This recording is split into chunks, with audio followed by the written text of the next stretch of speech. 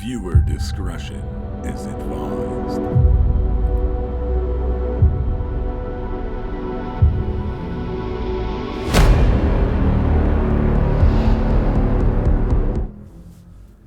Hello, everyone, and welcome to True Tales of Terror.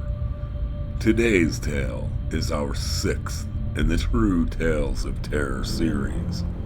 It's called The Covered Bridge and takes place several decades ago in the late 60s.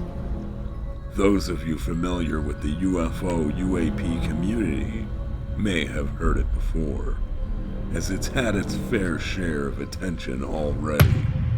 However, it's true and terrifying, solidifying it as a true tale of terror.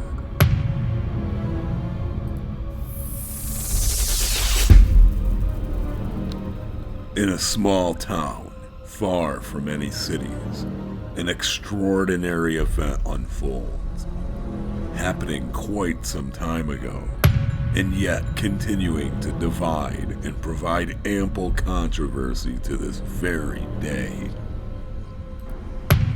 Labor Day, 1969. A family drives home from their day's events. Two brothers sit in the back of the car, the oldest being just 9 years old.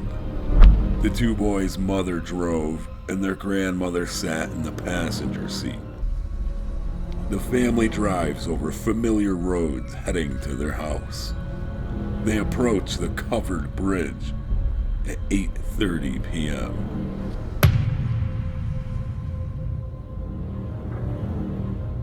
The covered bridge that they had driven over practically daily for years. But on that evening's ride home, their lives would change forever. The car entered the covered bridge, and they all noticed a strong white light coming through the small gaps in the wooden bridge. Later, the 9-year-old would give his account. He said, "We saw what looked like a self-contained sphere of white light, and it rose up maybe 2 stories. There were some rods of light, and they fired several thin directional laser-like poles of light from one side to the other." All while this is happening, there were over 40 eyewitnesses to the event, calling police and family. A number that ballooned to over 250 over the years. It should be noted that the family had nothing to gain, and literally everything to lose by coming forward with this story.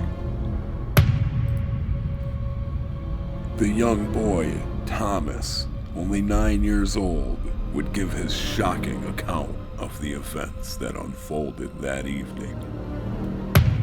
The family owned and operated a local diner, the Village on the Green Diner, located in Sheffield, Massachusetts. After coming forward with the facts, a large portion of the small town's residents turned on the Reed family, and they were forced to sell the Village on the Green Diner. 9-year-old Thomas was bullied and tormented over his account of what transpired that evening on Labor Day, 1969.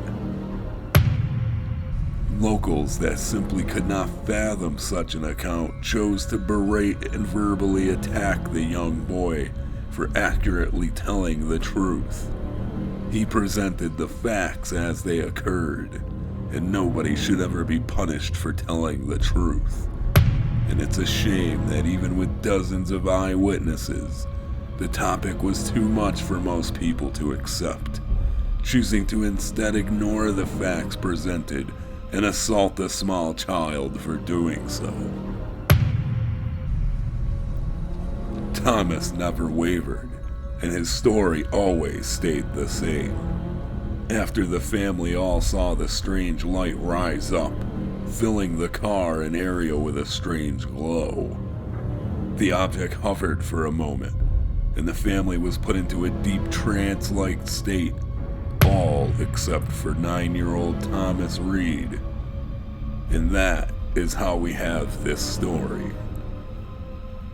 The family started their journey home that evening in the family car, and it ended the same way, in their car.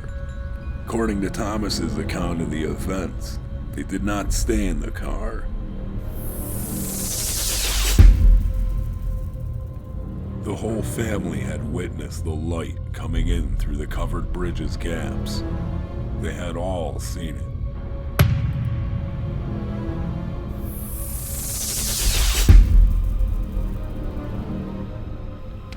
Thomas's mother drove the car, and his grandmother sat in the passenger seat. Both Thomas and his younger brother in the back seat. All had witnessed the light pouring in through the gaps, and as they approached the end of the covered bridge, they all saw the strange object rise up, glowing and shooting beams of light all around itself while hovering there in front of their family car.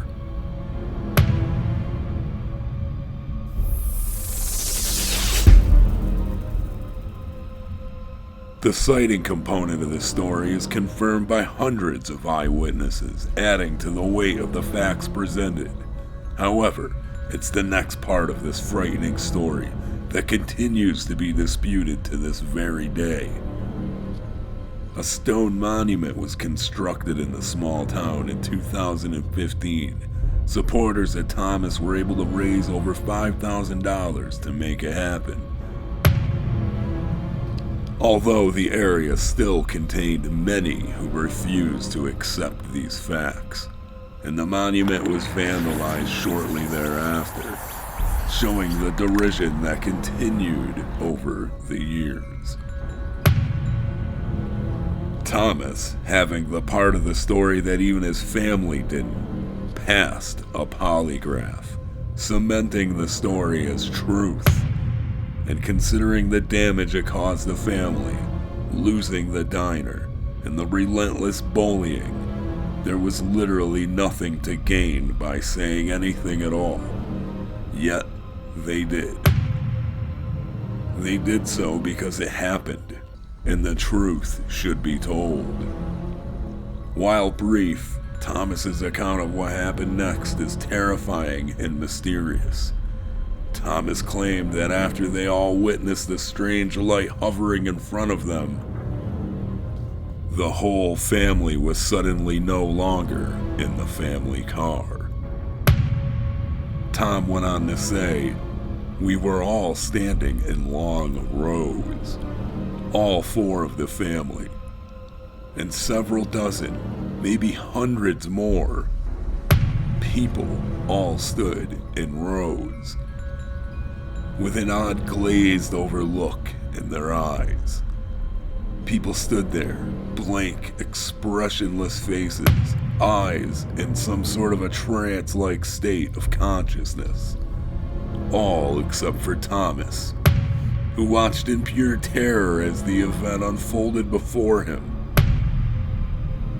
Thomas said that this area was massive, said it was like an airplane hangar, filled with rows of standing humans with a glazed over look in their eyes.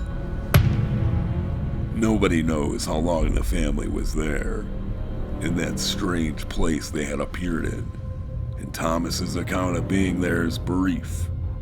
It seems there was some sort of hypnotism being applied, and it worked quite effectively. Seemingly only Thomas was able to remember this part. And at some point, it did work on Thomas, because he only has a small portion of being in this strange place. And then all 4 awaken, back in the family car, no longer in the covered bridge, and some ways further up the road.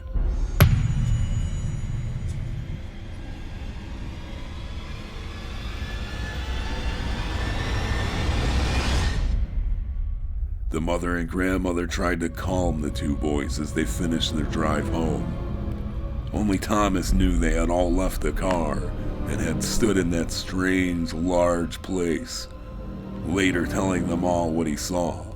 their lives forever changed by both the event itself, and then when recounting the odd events, the massive backlash the family received simply for stating the facts. It's quite clear that we are not alone in our vast universe.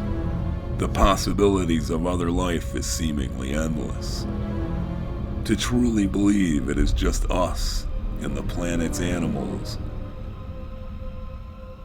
in our practically endless universe is just so small-minded, it's actually painful. It's not too difficult to consider that we are being observed or potentially studied and have been for thousands of years, if not more.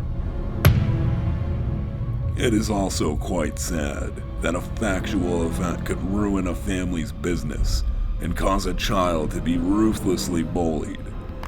Consider how many stories just like this one go under the proverbial radar, people opting out just to hold on to their story, knowing the domino effect it could have on their lives. People like Thomas and his family are heroes to us all, not afraid of putting it out there, telling their story of the unexplained. I hope you enjoyed our 6 true tales of terror. Be safe out there. You never know when another true tale of terror may happen. It could even happen to you.